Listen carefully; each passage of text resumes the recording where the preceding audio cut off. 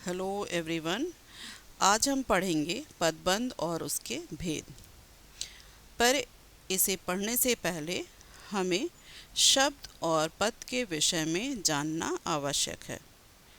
शब्द भाषा में विशेष महत्व रखते हैं क्योंकि इनके माध्यम से ही हम अपने भावों और विचारों को व्यक्त करते हैं।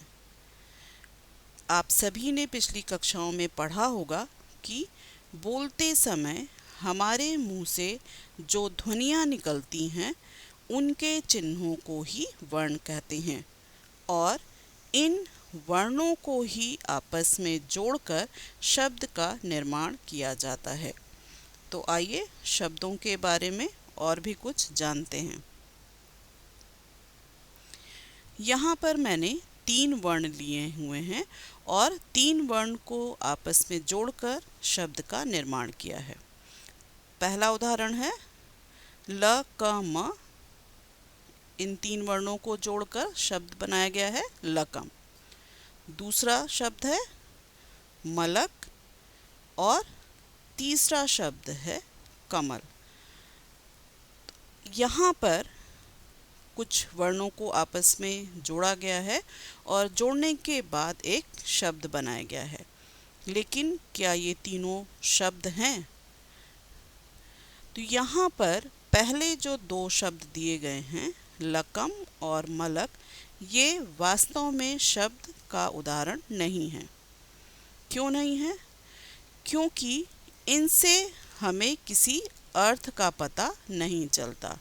जबकि यहाँ पर जो तीसरा शब्द कमल लिखा हुआ है वो एक शब्द है, क्योंकि इससे हमें एक फूल के बारे में पता चल रहा है।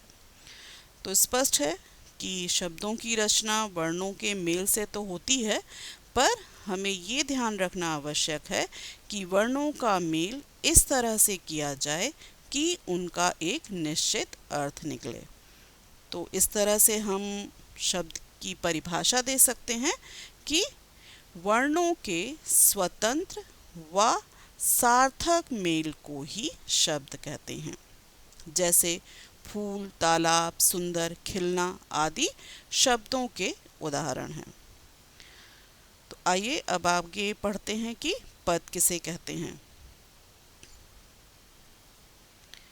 पिछले जो हमने शब्द लिए थे उनका ही प्रयोग करके मैंने यहाँ पर एक वाक्य लिखा है। वाक्य है तालाब में कमल के सुंदर फूल खिले हैं। अब यहाँ पर तालाब, कमल, सुंदर, फूल, खिले हैं आदि पद हैं। पद क्यों हैं? क्योंकि ये एक वाक्य में प्रयुक्त हुए हैं और व्याकरण के नियमों से बंधे हुए हैं। इसको हम दूसरी तरह से भी कह सकते हैं कि शब्द जब हम वाक्य में प्रयुक्त करते हैं और उनको व्याकरण के नियमों से बांध देते हैं तो वे शब्द पद कहलाने लगते हैं।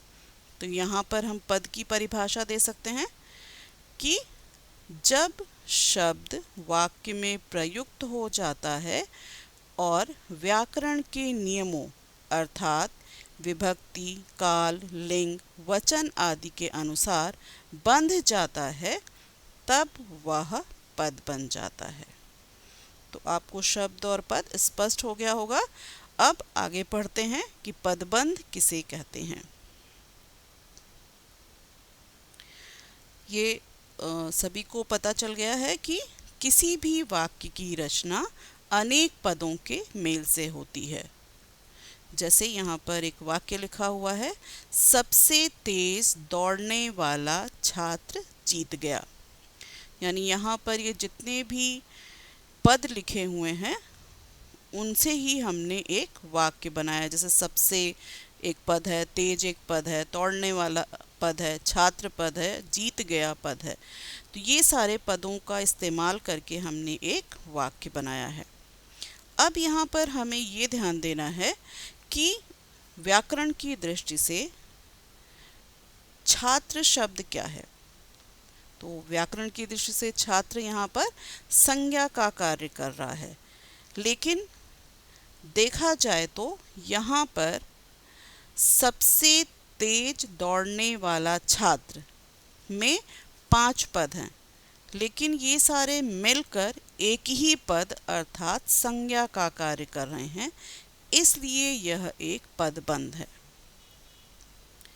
क्योंकि यहाँ पर आप ये देखिए कि जो छात्र है उसकी वो विशेषता बता रहा है कि सबसे तेज दौड़ने वाला छात्र जीत गया। तो ये जो सबसे तेज दौड़ने वाला छात्र, ये जो पांचों पद हैं मिलकर एक छात्र अर्थात संज्ञा के बारे में बता रहे हैं, यानी कि एक संज्ञा का कार्य कर रहे हैं, इसलिए यह एक पदबंध है। क्यों? क्योंकि पदबंध का शाब्दिक अर्थ होता है पदों में बंधा हुआ, और जब एक से अधिक पद मिलकर एक व्याकरणिक इकाई का काम करते हैं तो वे पदबंध कहलाते हैं, अर्थात पदों से ही पदबंध का निर्माण होता है। तो पदबंध की और क्या क्या विशेषताएं होती हैं वो हम देखते हैं।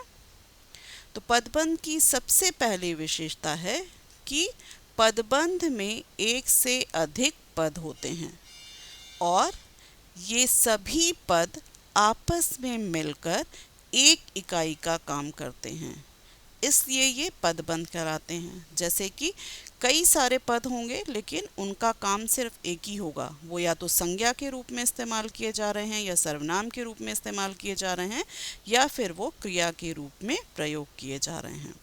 पदबंध की दूसरी विशेषता है ये पूरे वाक्य नहीं होते बल्कि वाक्य का एक अंश हैं, अर्थात वाक्यांश हैं। इसलिए पदबंध को पूरा वाक्य समझने की भूल नहीं करनी चाहिए, क्योंकि पदबंधों से ही हमें पूरा वाक्य पता नहीं चलता। अगर हमें पूरा वाक्य चाहिए तो पदबंध के साथ साथ हमें अन्य पदों की भी आवश्यकता होती है। इसकी तीसरी विशेषता है अंग्रेजी में इसे फ्रेज कहते हैं और पदबंधों का मुख्य कार्य होता है कि वाक्य को और अधिक स्पष्ट करें, सार्थक करें और प्रभावकारी बनाएं। तो अब देखते हैं कि पदबंध के कितने भेद होते हैं। पदबंध 5 प्रकार के होते हैं। सबसे पहला भेद है संज्ञा पदबंध, दूसरा सर्वनाम पदबंध, तीसरा विशेषण पदबंध, चौथा क्रिया पदबंध और पांचवा क्रिया विशेषण पदबंध। तो आइए जानते हैं कि ये जो पदबंध के 5 प्रकार हैं, इन पांचों की क्या क्या विशेषता होती है। तो सबसे पहले संज्ञा पदबंध। जो पदबंध वाक्य में संज्ञा पदों की जगह प्रयुक्त होता है अर्थात संज्ञा का कार्य करता है, संज्ञा पदबंध कहलाता है। और यहाँ पर ये ध्यान देना है कि इन पदबंधों में एक पद संज्ञा अवश्य होता है और उसको शीर्ष पद कहा जाता है, और जो अन्य पद होते हैं अर्थात जो आश्रित पद होते हैं वो संज्ञा पद के पहले आते हैं। तो आइए इसे एक उदाहरण से समझते हैं। यहाँ पर एक वाक्य लिखा है 4 ताकतवर मजदूर कार्य कर रहे हैं। तो इस वाक्य में जो संज्ञा शब्द है वो है आपका मजदूर, पर उसके साथ ही साथ 2 पद और भी जुड़े हुए हैं। वो 2 पद और क्या हैं? 4 ताकतवर। तो यहाँ पर देखिए जो मजदूर है वो संज्ञा पद है और 4 ताकतवर ये जो पद हैं वो उस मजदूर पद पर आश्रित हैं। आश्रित यानी कि निर्भर हैं, यहाँ मजदूर की विशेषता बता रहे हैं। तो ये यहाँ पर जो पूरा पद है 4 ताकतवर मजदूर, ये एक संज्ञा पद का कार्य कर रहा है, तो इसलिए यह संज्ञा पदबंध होगा। और यहाँ पर यह भी आपको ध्यान रखना है कि संज्ञा पदबंध के साथ कारक चिन्हों का भी प्रयोग होता है। जैसे यहाँ पर एक उदाहरण दिया हुआ है, देश के लिए मर मिटने वाला व्यक्ति देशभक्त होता है। तो यहाँ पर भी देखिए व्यक्ति शब्द जो है वो संज्ञा शब्द है और वो शीर्ष पद है और उसके पहले अन्य पद आए हुए हैं कि देश के लिए मर मिटने वाला, तो ये जो पूरा शब्द है, पद है, वो आपका एक पदबंध का कार्य कर रहा है। वैसा एक दूसरा उदाहरण है कि बगीचे में खिले हुए फूलों को देखकर मन प्रसन्न हो उठा। तो यहाँ पर भी बगीचे में खिले हुए फूलों को, ये जो पद है वो सारे पद मिलकर एक संज्ञा का कार्य कर रहे हैं, तो इसलिए ये यहाँ पर संज्ञा पदबंध कहे जाएंगे। अब देखते हैं कि सर्वनाम पदबंध की क्या विशेषता होती है। तो वाक्य में सर्वनाम पद के स्थान पर जो पदबंध प्रयुक्त किए जाते हैं वे सर्वनाम पदबंध कहलाते हैं, और ये जो पदबंध होते हैं वाक्य में सर्वनाम का कार्य करते हैं। और इसमें एक और विशेषता होती है कि इसमें जो शीर्ष पद होता है यानी सर्वनाम जो है वो कई बार आश्रित पदों से भी पहले आ जाता है। यहाँ पर एक उदाहरण दिया हुआ है, शेर की तरह दहाड़ने वाले आप आज चुप क्यों हैं। तो यहाँ पर सर्वनाम शब्द कौन सा है, आप। अब आपकी एक तरह से जो विशेषता बता रहे हैं या आपके बारे में बता रहे हैं वे सारे पद हैं शेर की तरह दहाड़ने वाले। तो यहाँ आप यानी जो ये सर्वनाम है इसके साथ ये 4 पद और भी जुड़े हुए हैं, तो ये पूरा पदबंध कहलाएगा जो कई सारे पदों का समूह है कि शेर की तरह दहाड़ने वाले आप। और आप चूंकि सर्वनाम की जगह पर प्रयुक्त हुआ है इसलिए यह सर्वनाम पदबंध कहलाएगा। दूसरे भी उदाहरण है, वह बेचारी क्या करे। तो यहाँ पर भी जो सर्वनाम शब्द था वो पहले ही आ गया है, पर उस पर जो आश्रित शब्द है वो बेचारी वो उसके बाद में आया है, पर यहाँ पर दोनों ही एक सर्वनाम पदबंध का कार्य कर रहे हैं।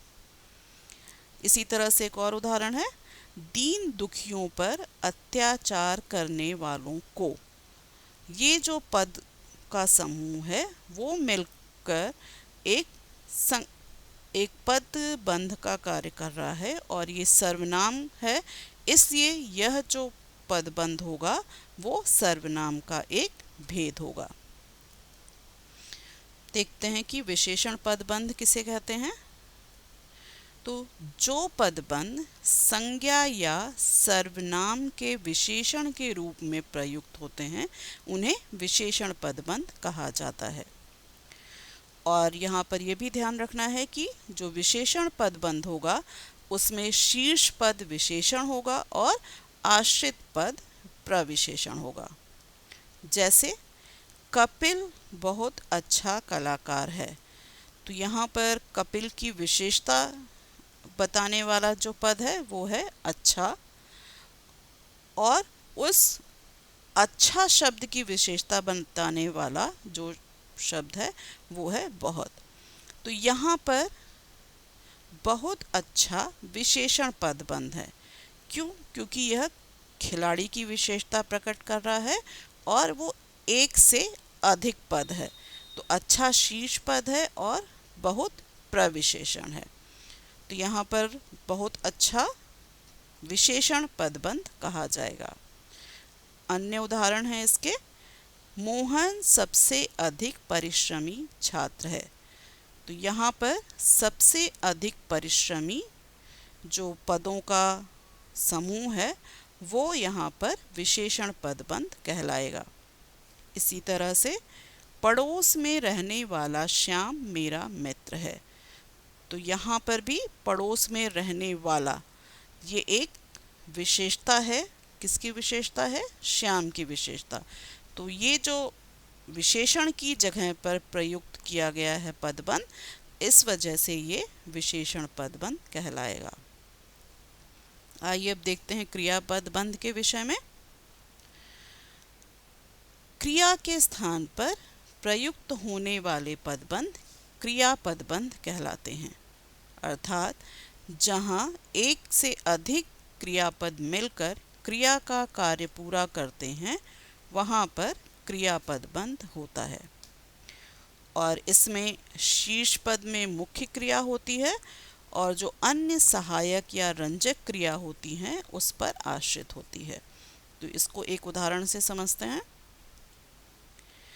और ये भी आप ये ध्यान रखिएगा कि ये जो क्रियापद बंध होते हैं वो हमेशा ही वाक्य के अंत में प्रयुक्त होते हैं, क्योंकि हिंदी भाषा में जो वाक्य निर्माण की प्रक्रिया होती है उसमें क्रिया वाक्य के अंत में होती है। उदाहरण देखते हैं। वह पढ़ते पढ़ते सो गया। अब यहाँ पर वह आपका सर्वनाम है और पढ़ते पढ़ते सो गया एक क्रिया के बारे में बात हो रही है कि वो कौन सा कार्य कर रहा था। तो ये जो शब्द है, जो शब्दों का समूह है वो आपका क्रिया का कार्य कर रहा है। अब चूंकि यहाँ पर कई सारे पद हैं तो इसलिए यह एक पदबंध हो गया और अब ये क्रिया की जगह पर प्रयोग किया गया है, इसलिए ये क्रियापद बंध हो गया। दूसरा उदाहरण भी देखते हैं हम। जैसे यहाँ लिखा हुआ है मैं लिख सकता हूँ। यहाँ पर लिखने का कार्य हो रहा है और यहाँ पर भी देखिए 3 पद आपस में जुड़े हुए हैं और जो लिखने के कार्य को बता रहे हैं। लिख सकता हूँ, तो ये जो तीनों पदों का समूह है वो आपका पदबंध का कार्य कर रहा है और ये क्रिया की जगह पर प्रयुक्त हुआ है, इसलिए यह क्रियापद बंध है। दूसरा उदाहरण, वह अपना गृह कार्य कर चुका है।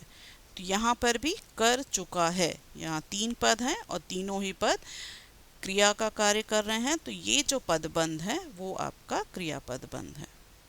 आइए देखते हैं अब अन्य कौन सा भेद है। तो पदबंध का दूसरा भेद है क्रिया विशेषण पदबंध। तो जो पदबंध क्रिया विशेषण के स्थान पर प्रयोग किए जाएंगे उनको हम क्रिया विशेषण पदबंध कहते हैं। जैसे यहाँ एक उदाहरण लिखा हुआ है, कछुआ बहुत धीरे धीरे चलता है। यहाँ पर जो चलना क्रिया है उसकी विशेषता क्या है कि वह बहुत धीरे धीरे चलता है। अब चूंकि धीरे धीरे चलता है ये क्रिया की विशेषता बता रहा है, तो इसलिए यह एक क्रिया विशेषण हुआ। लेकिन यहाँ पर क्रिया विशेषण में सिर्फ एक ही पद नहीं है बल्कि दूसरा पद भी जुड़ा हुआ है, बहुत। तो बहुत धीरे धीरे यानी एक से अधिक पद हो गए और ये दोनों पद आपस में मिलकर क्रिया की विशेषता बता रहे हैं। तो चूंकि 2 पद मिले हुए हैं तो ये एक पदबंध का कार्य कर रहे हैं और ये क्रिया विशेषण की जगह पर प्रयोग किए गए हैं, तो इसलिए ये क्रिया विशेषण पदबंध है। इसमें जो क्रिया विशेषण में जो शीर्ष पद है वो है धीरे धीरे और बहुत जो है उसका आश्रित पद है। दूसरा उदाहरण भी देखते हैं। गाड़ी समय से पहले आ गई। तो यहाँ पर भी समय से पहले एक से अधिक पद आपस में मिले हुए हैं, इसलिए ये पदबंध है और ये क्रिया की विशेषता बता रहे हैं, इसलिए ये क्रिया विशेषण पदबंध है। उसी तरह से अन्य उदाहरण, छात्र अध्यापक की बात बहुत ध्यानपूर्वक सुन रहे हैं। तो बहुत ध्यानपूर्वक वो भी यहाँ पर क्रिया विशेषण पदबंध है। अब यहाँ पर आपको एक विषय पर ध्यान देने की ज़रूरत है कि अगर हमारा प्रश्न आता है कि ये पदबंध जो रेखांकित किए गए हैं वो कौन सा भेद है, तो वहाँ पर आपको थोड़ा सा ध्यान देने की ज़रूरत होगी। तो यहाँ पर एक उदाहरण लिखा हुआ है, इससे हम जानने की कोशिश करते हैं कि हम कैसे पता करें कि ये कौन सा पदबंध है। तो वाक्य लिखा हुआ है, मोहन सबसे अधिक परिश्रमी छात्र है, और दूसरा वाक्य भी यही लिखा है कि मोहन सबसे अधिक परिश्रमी छात्र है। लेकिन यहाँ पर जो पहला वाक्य लिखा हुआ है उसमें सिर्फ 3 शब्दों को रंगीन बनाया गया है या रेखांकित करते हैं, सबसे अधिक परिश्रमी। तो अगर इन पदबंध को देखें तो यह पदबंध किसका कार्य कर रहा है? यह पदबंध जो है वो छात्र की विशेषता बता रहा है कि मोहन सबसे अधिक परिश्रमी छात्र है। कैसा छात्र है? सबसे अधिक परिश्रमी। यानी ये जो तीनों पद हैं वो विशेषण का कार्य कर रहे हैं, तो ये विशेषण पदबंध कहलाएगा। अब ठीक उसके नीचे उसी वही वाक्य लिखा है, उसको देखिए। यहाँ पर है मोहन सबसे अधिक परिश्रमी छात्र है। तो यहाँ पर 4 पदों को रंगीन किया गया है। अब ये 4 पद कौन सा भेद होगा पदबंध का? तो ये जो रेखांकित या रंगीन पदबंध है, ये पदबंध आपका संज्ञा पदबंध का काम कर रहा है। क्यों? क्योंकि यहाँ पर जो शीर्ष पद है छात्र, वो आपका संज्ञा है। तो ये चारों जो पद हैं वो संज्ञा की जगह प्रयुक्त किए गए हैं और एक पदबंध का कार्य कर रहे हैं, इसलिए यह संज्ञा पदबंध है। आइए दूसरा एक उदाहरण देखते हैं, इससे आपको और समझ में आएगा। शेर की तरह दहाड़ने वाले आप आज चुप क्यों हैं? ये एक वाक्य लिखा हुआ है और इस वाले वाक्य में जो पहला वाक्य है, इसमें आपको जो रंगीन पद हैं वो है शेर की तरह दहाड़ने वाले आप। तो अब ये पदबंध का कौन सा भेद होगा? ये सर्वनाम पदबंध है। क्यों? क्योंकि यहाँ ये जो पदबंध है प्रयोग किया गया है इस वाक्य में, वो सर्वनाम की जगह पर प्रयुक्त है और इसका शीर्ष पद जो है वो सर्वनाम लिखा हुआ है। शीर्ष पद यानी जो सबसे पहले या सबसे मुख्य पद है। अब सेम वाक्य नीचे भी लिखा हुआ है और उसमें कुछ अन्य शब्द रंगीन हैं। शेर की तरह दहाड़ने वाले, यहाँ पर सिर्फ इन्हीं 4 पदों को कलर किया गया है।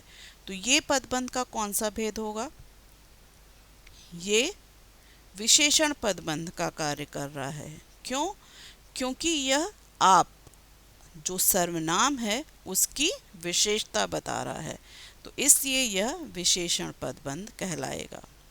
एक अन्य उदाहरण देखते हैं। 4 ताकतवर मजदूर कार्य कर रहे हैं।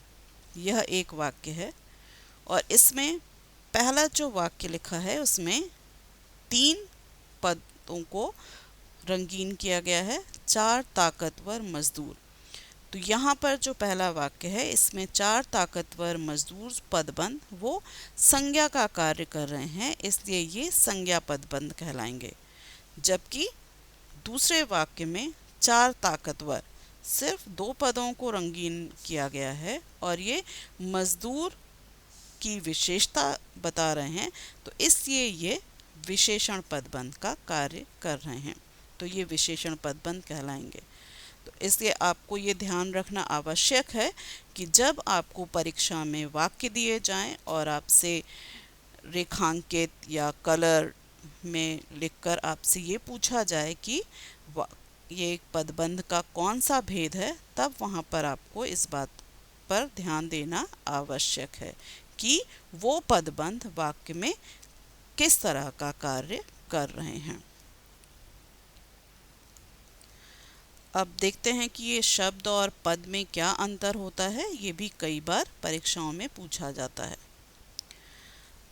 तो सबसे पहले जो शब्द होते हैं वो वर्ण की स्वतंत्र एवं सार्थक इकाई होते हैं, अर्थात जो शब्द होते हैं वो वाक्य के बाहर भी पाए जाते हैं। दूसरा जो पद की पहले विशेषता है वो है कि पद जो हैं वो वाक्य में प्रयुक्त होते हैं और वाक्य में बंधे होते हैं। यानी वास्तव में शब्द ही पद होते हैं, लेकिन जब शब्द स्वतंत्र होते हैं तो वो स्वतंत्र होने की वजह से वो शब्द कहलाते हैं, पर जब हम उन्हीं शब्दों को वाक्य में प्रयोग कर देते हैं तब वो पद कहलाते हैं। शब्दों का अपना स्वतंत्र अर्थ होता है और जबकि जो पद होते हैं उनका अर्थ वाक्य के अनुसार होता है, यानी उस पद का प्रयोग हमने किस तरह से वाक्य में किया है उसके आधार पर ही हम उनका अर्थ निकालते हैं। शब्द सार्थक और निरर्थक दोनों हो सकते हैं, जबकि जो पद होंगे वो वाक्य में अर्थ का संकेत देते हैं, यानी पद कभी भी निरर्थक नहीं होते, उनका कोई ना कोई अर्थ अवश्य होगा। शब्दमार्थ अर्थ परिचय होता है, यानी कि शब्द का देखा जाए तो उसका अगर परिचय पूछे तो वो सिर्फ उसका एक अर्थ होगा। लेकिन जब हम पद का परिचय पूछेंगे तो उसका एक व्याकरणिक परिचय होता है, यानी वो व्याकरण की दृष्टि से क्या है, वो संज्ञा है, सर्वनाम है, क्रिया है, उसका लिंग क्या है, उसका वचन क्या है, ये सारी चीज़ें भी हमें पता चलती हैं। तो शब्द का इसकी और विशेषता है कि शब्द का लिंग, वचन, कारक तथा क्रिया से कोई संबंध नहीं होता, जबकि पद का लिंग, वचन, कारक तथा क्रिया से संबंध होता है। अब देखते हैं कि पद और पदबंध में क्या अंतर है। पद क्या है? पद जब वाक्य में प्रयुक्त संज्ञा, सर्वनाम, क्रिया विशेषण तथा क्रिया विशेषण का काम कोई अकेला शब्द करता है, तब उसे हम पद कहते हैं। जैसे राम गाता है, यहाँ पर राम संज्ञा पद है क्योंकि यह एक ही शब्द है और इसलिए इसे हम पद कहेंगे। लेकिन वाक्य में जब यही कार्य एक से अधिक पद मिलकर करते हैं तो वह पदबंध कहलाते हैं। जैसे उदाहरण से समझिए इसे, गीता का भाई राम गाता है, तो यहाँ पर गीता का भाई राम ये भी संज्ञा पद का कार्य कर रहा है, लेकिन यहाँ पर यह कार्य एक शब्द नहीं कर रहा है बल्कि कई सारे पद मिलकर कर रहे हैं, तो इसलिए यह एक पदबंध कहलाएगा। तो आशा है कि आपको ये पदबंध और पद का अंतर समझ में आ गया होगा। पदबंध किसे कहते हैं और उसके भेद कौन कौन से हैं यह समझ में आ गया होगा। धन्यवाद।